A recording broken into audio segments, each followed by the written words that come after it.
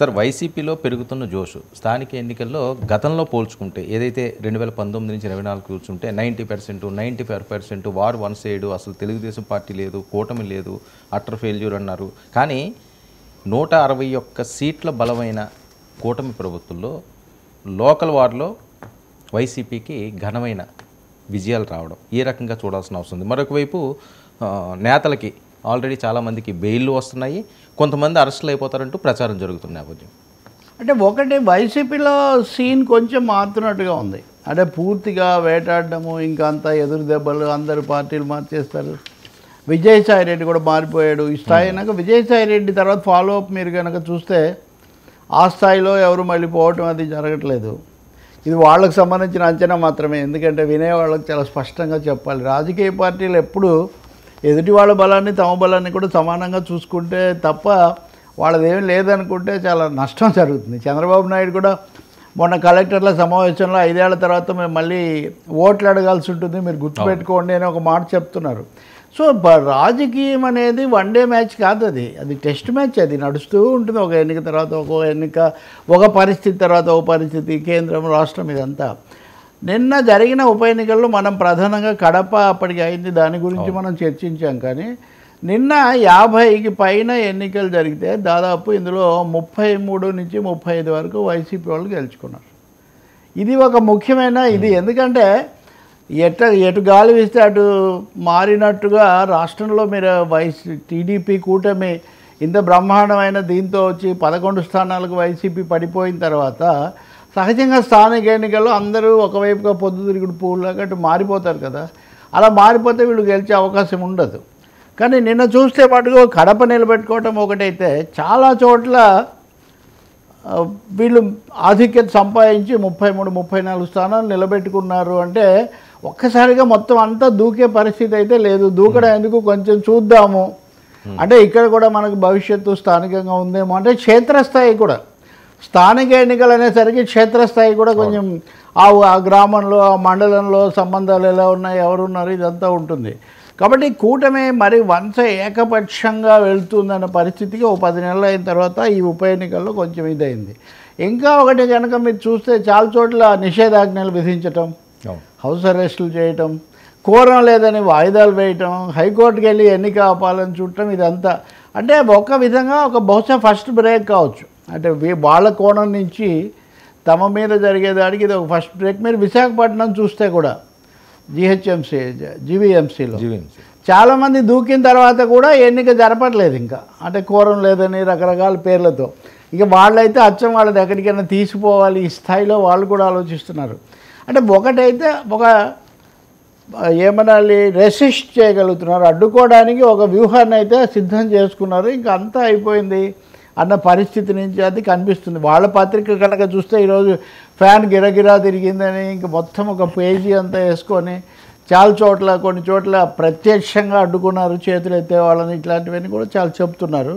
కాబట్టి నేను అనుకుంటాను మొన్న ఎన్నికల తీర్పు తర్వాత, ఓటమి తర్వాత వైసీపీకి వచ్చిన మొదటి రాజకీయంగా వచ్చిన కొంచెం జోషు నిలబెట్టుకునే ఒక ప్రయత్నం అనేది మటుకు మనకు కనిపిస్తుంది.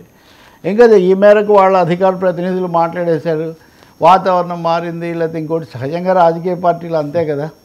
ఇప్పుడు మనం చూస్తే ప్రొద్దుటూరులో మాజీ శాసనసభ్యుడు ఆయన రాచమల్లు శివప్రసాద్ రెడ్డి, ఆయన హౌస్ అరెస్ట్ చేశారు. అంతా బాగుంటుంది, నన్ను ఎందుకు చేస్తారు ప్రొద్దుటూరులో అని చోట ఆయన.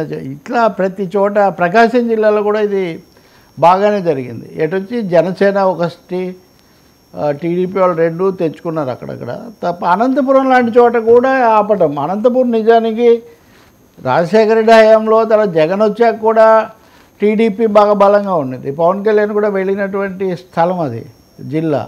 మరి అటువంటి చోట కూడా వాళ్ళు ఆపగలిగారు అంటే తప్పకుండా స్థానిక స్థాయిలో.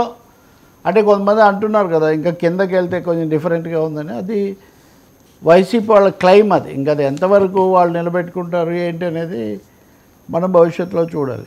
రెండోది, గతంలో దానికి దీనికి ఏమైనా డిఫరెన్స్ కనిపిస్తున్నదండి స్థానిక పరంగా చూస్తే 2019 నుంచి 24 వరకు? కాదండి, 2019, 24, 20 అది వాళ్ళ స్థానిక ఎన్నికలు ప్రజలు ఓట్లు వేయడం అదంతా.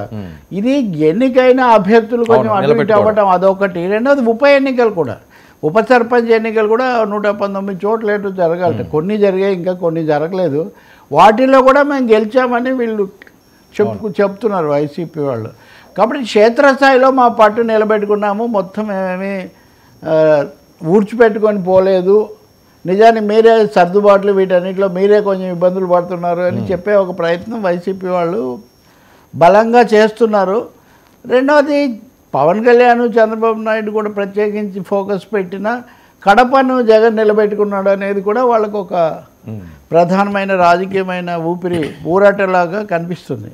ఇంకా తర్వాత ఇదేం పర్మనెంట్ కాదు కదా, స్థానిక సంస్థల్లో అది ఎప్పటికప్పుడు మళ్ళీ వస్తూనే ఉంటాయి. ఉదాహరణకు విశాఖ కార్పొరేటర్లు మాటిమాటికి వెళ్ళి కలెక్టర్ని కలుస్తున్నారు. నిన్న బొత్స కూడా మీడియాని పిలిచి మరీ క్లెయిమ్ చేశారు, ఇదేం పద్ధతి, ఇలా వాళ్ళు చేసిందే వీళ్ళు చేసిందే. కానీ నేను ఇందాక అన్నట్టుగా రాజకీయంగా గమనించదగిన విషయం ఇది అంతే. సరే, ఈ కేసులు, బెయిల్లు, ఇంకా అరెస్టులు చేస్తాము, రెడ్ బుక్ ఓపెన్ చేశారంటారు, ఇంకా తెరలేదంటారు. ఈ హడావిడి ఏంటి, రాజకీయ హడావిడి? అంటే కేసుల పరంగా కూడా కొంచెం ఒకరిద్దరికి బెయిల్ రావటం, ముఖ్యంగా సజ్జల రామకృష్ణారెడ్డికి వాళ్ళ అబ్బాయి భార్గవ్ రెడ్డికి, ఆయన ఇదివరకు సోషల్ మీడియా ఇన్ఛార్జ్ కదా, ఈ తెలుగుదేశం ఆఫీస్ మీద దాడి ఆ కేసులు వాటన్నిటిలో కొంత ముందస్తు బెయిల్ రావటం అనేది వాళ్ళకి కొంచెం ఉపశమనంగా ఉన్నట్టుంది. అదే సమయంలో నిజం చెప్పాలంటే నిన్న కూడా నేను మీకు చెప్పాను, ఈ అబ్యూజెస్ దుర్భాషలాడటం అనేది ఎవరిని ఏది దాని మర్యాదలు మంచి చెడ్డ మనం మాట్లాడుకోవచ్చు, విమర్శించవచ్చు, కానీ చట్టంలో సెక్షన్లు అయితే ఒకటే చూస్తాయి కదా. కాబట్టి ఈ దుర్భాషలాడారు, తిట్టారు, బూతులు తిట్టారన్న ఒక్కదాని మీద ఏదో వీళ్ళని శాశ్వతంగా దెబ్బతీయచ్చు అనే ఆలోచన సరికాదు. కొంచెం అతిగా అంచనా వేశారు. ఈ అతిగా అంచనా వేసిన వాళ్ళు ఇప్పుడు తెలుగుదేశం మీద కూడా విరుచుకుపడి వాళ్ళని కూడా అంటున్నారు. లేదా ఇప్పుడు మనం తిరువూరు విషయం కూడా మనం మాట్లాడడం కదా, ఇంకా కొనసాగుతుంది. అంటే ఎవరైతే అవతల వాళ్ళ మీద బాగా దాడి చేశారన్నారో మళ్ళీ వాళ్ళే ఇటువైపు కూడా ఒక శిరోభారంగా మారుతున్న పరిస్థితి ఇక్కడ మనకు కనిపిస్తుంది. కాబట్టి వైసీపీ వాళ్ళు వీళ్ళకు ఉపశమనం రావటం, అంతకుముందు కూడా ప్రేమ్ కుమార్ అనే అతన్ని నాటకం ఏదో వేస్తే దాన్ని కూడా మీరు అరెస్ట్ చేస్తారని హైకోర్టు చాలా తీవ్రంగా విమర్శించింది. ఇప్పుడు సుప్రీంకోర్టు భావ ప్రకటన స్వేచ్ఛ అని చెప్పిందని మనం చర్చిస్తాం, అట్లాంటివి మాట్లాడతాం. కానీ ఆంధ్రప్రదేశ్ హైకోర్టు మొన్న పోలీసులకి రామ్ కుమార్ కేసులో చాలా తీవ్రమైన అభిశంసన చేసింది. అసలు మీకు అర్థం కావట్లేదా, మేము చెప్పేది మీకు లెక్క లేదా, అది ఇది అని. అంటే ఇప్పుడు ఏమైందంటే ఇది వైసీపీ టీడీపీ రాజకీయ యుద్ధంలో పోలీసులను అత్యుత్సాహంతో ప్రయోగించడం వల్ల ఇది పోలీసులు వర్సెస్ కోర్టులు, లేకపోతే కోర్టులు వర్సెస్ కూటమి ప్రభుత్వం అన్నట్టుగా తయారైంది పరిస్థితి. సో అందులో వీళ్ళకి 2-3 వచ్చి కానీ వంశీకి రాలేదు. అది కూడా గుర్తు. వల్లభనేని వంశీకి ఎందుకు రాలేదంటే టీడీపీ మిత్రుడు ఒక ఆయన అన్నాడు, ఆయన కేవలం దుర్భాషలు దారుణంగా ఆడటం ఒక విషయం, దాంట్లో అయితే దుర్భాషలే కోర్టుకు సంబంధించి. కానీ ఎస్సీ కిడ్నాప్ కేసులో కూడా చిక్కుకోవడం అన్నది ఆయన దీని యొక్క ప్రభావం. ఇప్పుడు ఆయనకు ఏప్రిల్ 6 వరకు కూడా ఆయనకు అది వేశారు.